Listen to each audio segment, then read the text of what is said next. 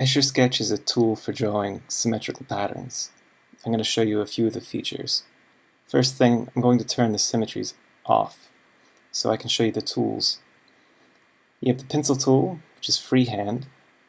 You can also require simplification, so this will sort of straighten up your lines, make it a little easier to draw straight patterns. The next tool is the line tool for drawing truly straight lines, and this tool is adjustable like all the others. You can grab these points and adjust it dynamically. There's a regular polygon tool, which can also be used to draw star patterns. You have a circle tool, which can be used to draw circles or ellipses or even arcs.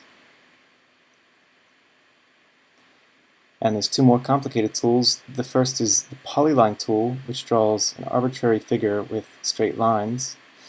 And you should note over here there are various commands for canceling,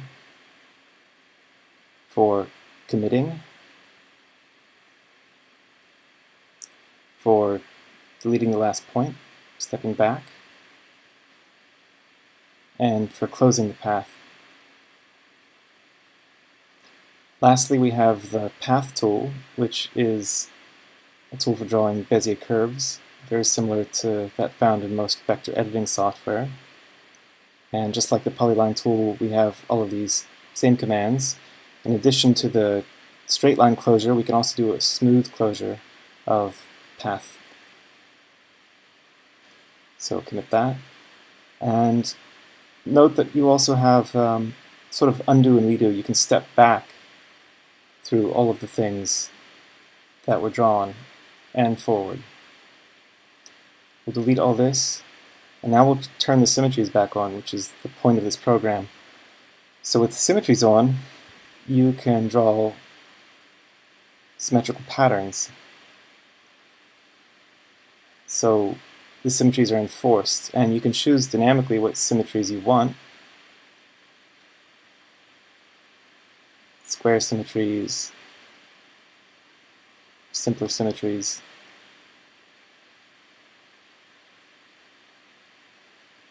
And you can play around with it in order to prototype patterns.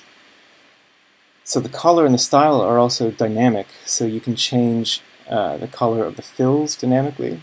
You can change the saturation, the color, the transparency, all live.